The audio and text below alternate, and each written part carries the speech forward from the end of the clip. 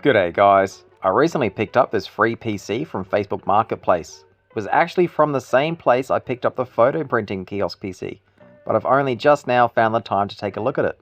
You can see on the front it does say WelchAllyn, and a quick Google search shows they are a medical supplies company, so it's probably safe to assume this is an ex-medical PC and it was originally used in a practice.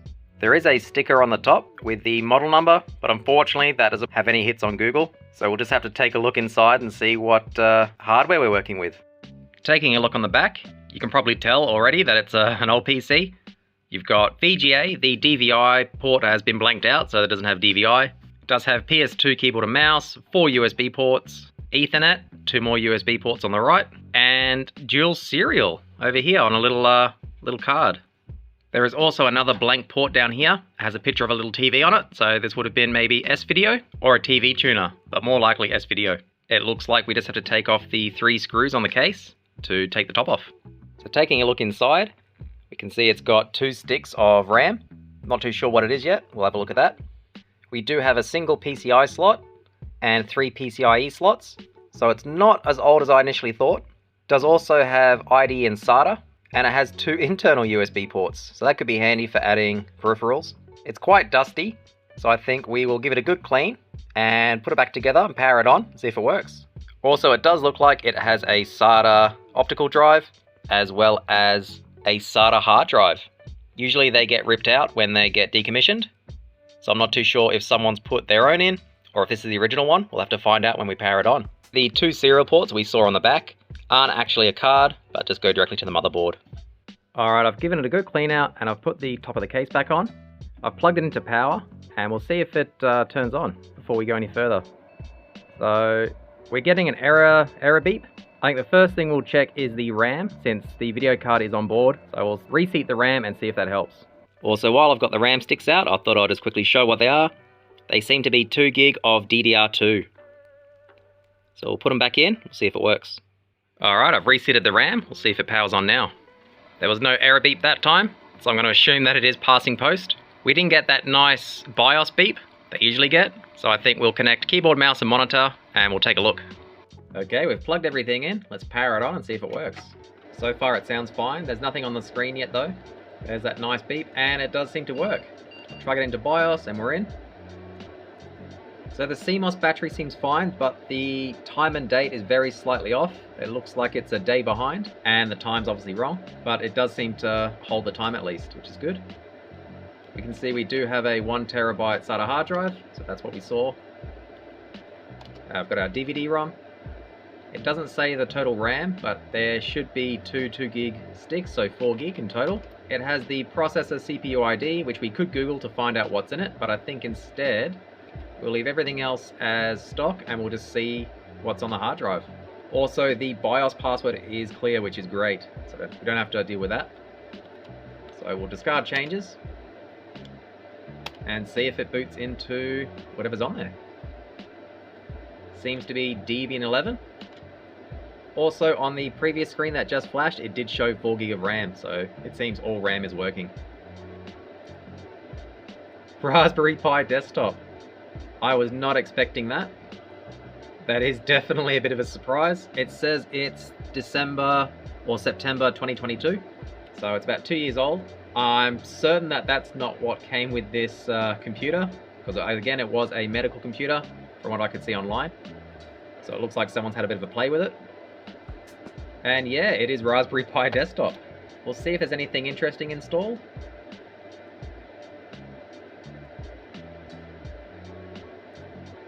It does just look like a stock install though.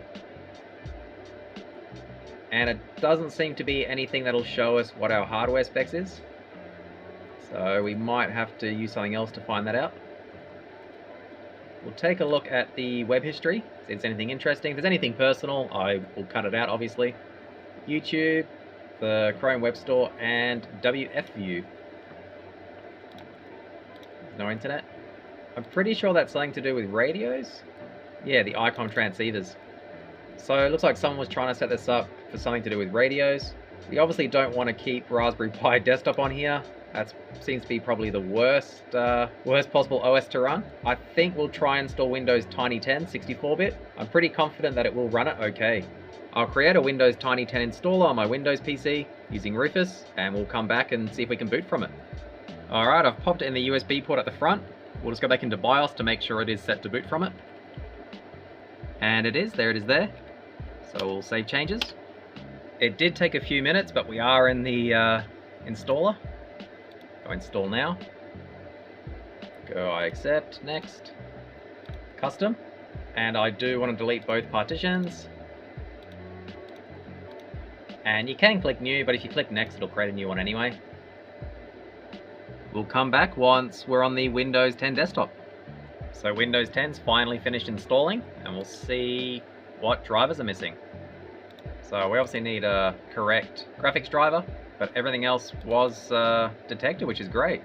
So it is the Core 2 Duo Q9400. It looks like it's a quad core. You can confirm that in Task Manager, Performance, Logical Processors, and there it is there.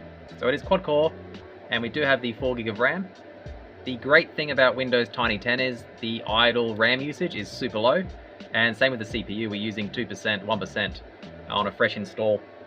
Normally it'll be ramped up to like 100% for the first hour or so as it caches everything or searches everything, and then it idles at usually about 40% depending on what CPU you have. So Windows Tiny 10 is definitely great for older computers. I'll install the graphics driver, finish setting up the computer, and we'll come back and take a look at what it can do. Okay, we're back. I've finished installing everything, including the graphics driver. As you can see, it isn't a Core 2 Duo, it's a Core 2 Quad Q9400. This CPU does not have internal GPU. Instead, the video card for this PC is baked onto the motherboard.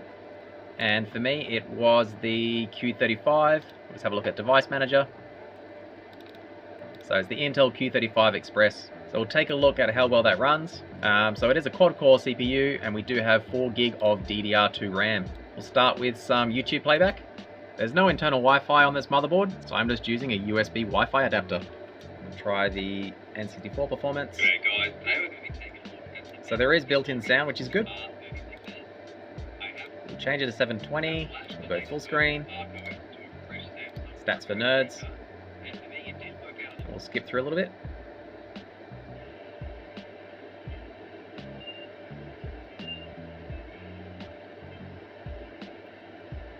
So it is running quite smoothly. We've got a handful of drop frames initial load in. We did drop a few more just then, but very, very few drop frames, very, very smooth playback. We'll try bump it up to 1080.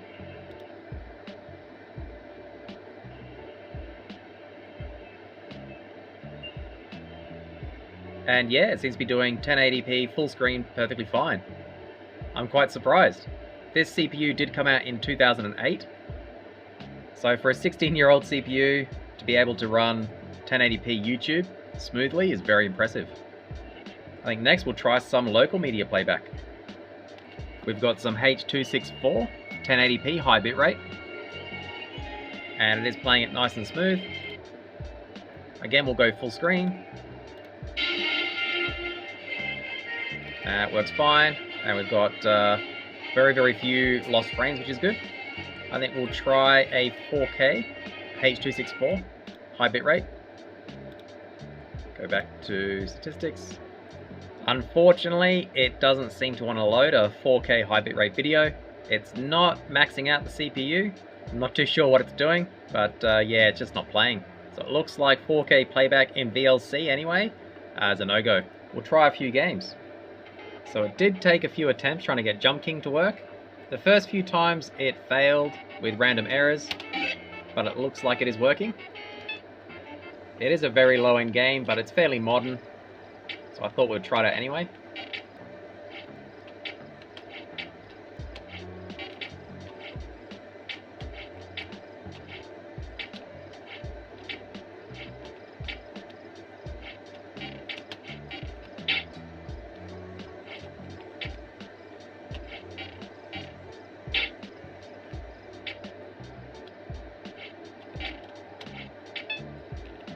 So Jump King does work, even though it's a very old CPU and a very, very low-end, basic budget integrated GPU.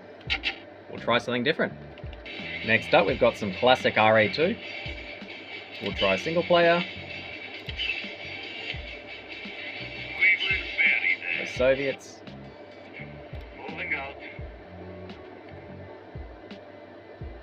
Warning, enemy infantry battalion detected. Commander, this allied GI is a well-trained soldier capable of deploying ammunition station and buildings.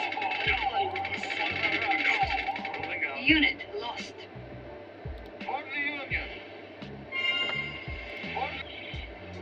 So Red Alert 2 is nice and smooth, even though it is using software rendering, just because our graphics driver is so basic and old.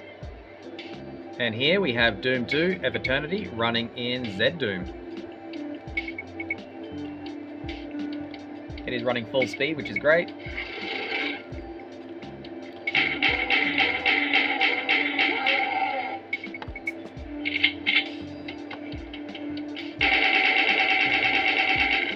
Obviously Doom 2 is an older game, but the Eviternity mod is fairly demanding, especially compared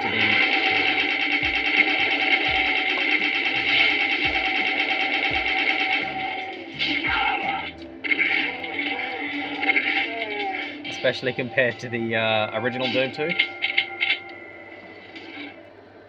So unfortunately, a lot of the games I did want to try just didn't run because the graphics card that's baked into this motherboard is extremely low end. It was only ever intended for basic use. It does have PCIe and PCI slots, so you could put in a dedicated graphics card and that would fix that issue. The CPU is still very capable. As you can see on the top left, it did get a 2100 multi-thread pass mark and an 1100 single thread rating, which is very, very good. Even current budget laptops with their low-end Celerons get around the same, so it's definitely good. I'm guessing the last owner chucked it out after it wouldn't power on anymore, and that was due to the RAM. All it needed was to be reseated. It was a very quick fix, very simple fix, and Windows 2010 64-bit does run perfectly on this hardware. Very, very smooth. It can handle 1080 YouTube playback perfectly fine, standard bitrate anyway. It did local 1080 media playback fine, H.264. It struggled playing 4K local, it couldn't even open it. If I tried something like Media Player Classic, then it might have had a better chance, but I'm definitely impressed with this hardware. If there's anything you want to see me try on this, let me know down below. Otherwise, thanks for watching.